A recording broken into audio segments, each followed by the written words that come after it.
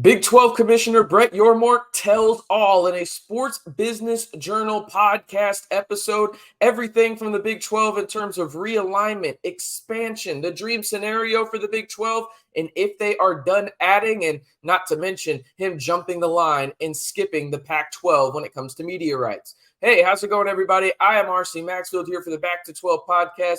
Let me know before we get into today's video who your favorite Big 12 school is. There's 16 of them now. Let me know who your favorite is down in the comments below and like the video. I know we've got a lot of new people watching the channel, especially for these Big 12 videos. So I want to see who's represented while watching these videos down in the comments. As I mentioned, Brett Yormark had a tell-all interview with the Sports Business Journal. And really, when you look at this, there was a lot of interesting tidbits here from the Big 12's head man. And, oh, by the way, they got Nelly for the Big 12 halftime show out in Arlington for the Big 12 title game. That's pretty cool. And if you know who Nelly's favorite team is in the Big 12, go check me out on Twitter. It's right there. My handle is. You can see from my latest tweet in terms of who Nelly's favorite Big 12 team is. But let's jump into this, as this was a really cool interview to see from Brett Yormark in a lot of regards, because he really didn't hold back. And I think that that's one thing before we jump into this, my takeaway from it, and we'll talk about it a little bit more later, is this is what true leadership looks like, right? He was honest, he was transparent, direct, aggressive in his approach, and he was innovative, right? Like, he is a true pioneer for the Big 12. And to his credit, he gave Bob Bowlesby credit to getting those 4 teams that are in the Big 12 this year. Obviously, UCF, he got Cincinnati, Houston, right? Like, and BYU out on the West Coast. You've got those 4 new teams, and Bob Bowlesby was the leader for that. And Brett Yormark gave credit to him in terms of, if we didn't have those 4 teams, who knows what it looks like right now for the Big 12. So let's jump into some of the comments that Brett Yormark had, and I'm going to be looking down to make sure that I get his quotes right here. But Yormark's goal as commissioner when he first came in, this is what he talked about early on. He wanted to go somewhere to make a real positive change. That's the Big 12, right? Expressed that he has a lot to learn still, but said the Big 12 was in a spot to change the narrative. He discussed how he wanted to transform the Big 12's thinking in terms of the business route. We've already seen that in just year number 1 of Brett Yormark as the Big 12 commissioner. You think about the initiatives that they've had up in New York, the initiatives that they're going to play down in Mexico, the expansion initiatives, right? Making sure that these athletes are at the forefront of the discussion, right? And really reviving the brand in terms of the Big 12, getting away from that old school way of thinking into the business type model, which is what commissioners should be doing now in the current landscape of college athletics, right? This is what Yormark had to say in terms of expanding the Big 12 and what their vision was for it. It was ultimately about value creation, and I think that they did that, right? His main objective, he talked about, was what is going to create value for the Big 12 in the next cycle. The next media cycle for the Big 12 is around 2030. So you think about that. He said, we feel having 10 states, 90 plus million people in our footprint, and being in 4 time zones gives the Big 12 a chance to do something amazing in the next media cycle.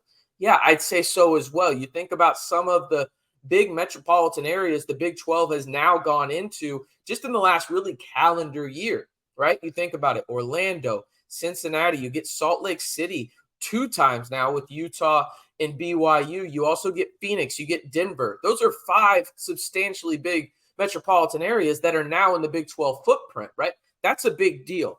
Yormark also talked about this in terms of if the Big 12 is done, right? And I know this is what a lot of people are here for. He said this. These were the main objectives in terms of going through and getting to where they are now in terms of potentially being done. He said this. He wanted to make sure that their TV deal was good. I think he did that. That was the foundation, he said. He wanted to resolve the issue with UT and OU. Obviously did that. They'll be out of the conference starting next year. Then his focus was on expansion. And the 3 things that he really wanted to do in terms of getting things done early on in his tenure, he's done, right? You think about that. And he also mentioned the 4th time zone. 4th time zone was big. They got that with Arizona in terms of everything like that. But he said he was intentional. He was not trying to undercut anybody in terms of like damage their reputations or feelings. He talked about how he reached out to the Pac-12 commissioner, and said, hey, there's no hard feelings. I wasn't trying to put you between a rock and a hard place. I was just trying to do what was best for my conference. He said the Pac-12 commissioner understood, and they'll actually see each other here in the next couple of weeks. But he said this was a dream scenario for the Big 12 in terms of getting the four corner schools, and they did just that. He also went on to say this, but before we get there, I've got to ask you this. Like the video if you want to see more Big 12 videos on the channel. And then also this, before I give you Brett Yormark's answer, do you want to see the Big 12 expand more right now? Right now. Obviously, in the future, they're probably going to have to, especially if the ACC dissolves. But do you want to see the Big 12 expand more right now? Let me know down in the comments why for yes or in for no. All right. Brett Yormark, he said in no unequivocal way that they are done expanding right now. They are done is the Big 12. And this was their dream scenario. You think about everything that's gone on with the Big 12 really in the past 2 years since Oklahoma and UT announced they were leaving for the SEC and really started this accelerating process of conference realignment. The Big 12 was left for dead almost. You go get those four schools that are joining the conference this year. Shout out to Bob Bowlesby for that.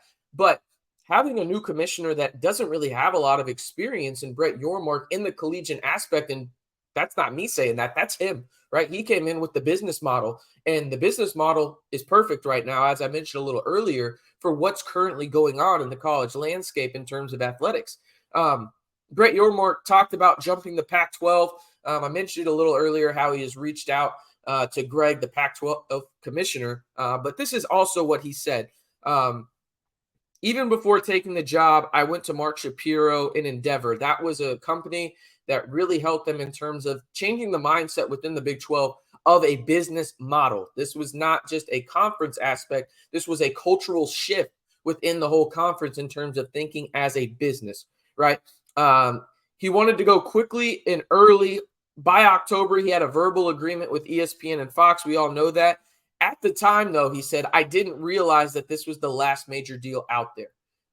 He did not realize that the Pac-12 would kind of be left in the dust. He just wanted to prioritize his conference, as he should, in terms of making sure they had stabilization within the Big 12. Also mentioned he wanted linear in marketing in terms of what that means is, hey, he wanted cable and he wanted to have guys in terms of the corporations that are putting out the product of the Big 12, whether that be ESPN, Fox. They wanted the normal aspect of it right now, and then maybe streaming comes along with it in the next media cycle. He also, again, he was very transparent about everything he talked about. And this quote right here really kind of stood out to me the most outside of really what he talked about in terms of it being done when it comes to the Big 12 and expanding at this current moment. He said, sometimes in life you have to get a little lucky, because if we had not done the deal at the time we did, who knows if I'm doing this interview right now with you guys or what kind of light is shed on me.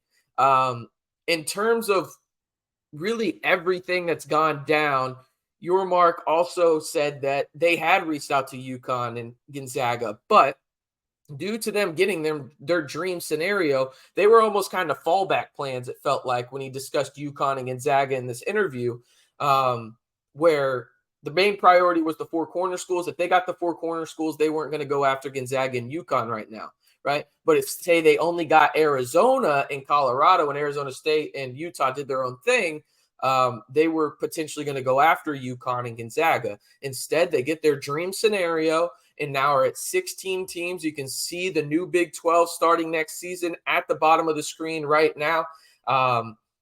Truly a remarkable interview. Highly recommended. I will have the link down in the description as well as the comments below. If you're a Big 12 fan, you need to go listen to it yourself. These were kind of the spark notes and kind of what stood out to me in terms of what he discussed at a high level, right? In terms of the Big 12 being done, the process of how they went about expansion, changing to a more business model centric plan for the Big 12 moving forward, and how exactly they jumped the line when it came to the Pac-12, and how Brett Yormark has really created a stable foundation for the Big 12 moving forward into this new college athletics landscape.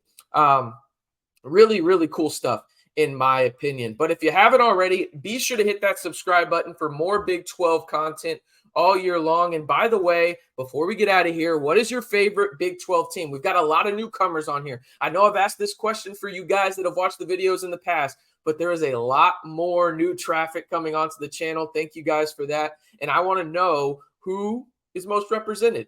Probably going to be Texas Tech because this is also a Texas Tech channel. But who is your favorite Big 12 team? Let me know down in the comments below. And while you're down there, simply like the video. I am RC Maxfield reminding you, if you want the latest Texas Tech news and rumors all year long and everything Big 12, from the latest breaking news, expansion, rumors, and everything in between, you know what to do. Hit that subscribe button to stay in the know right here on the Back to 12 podcast channel.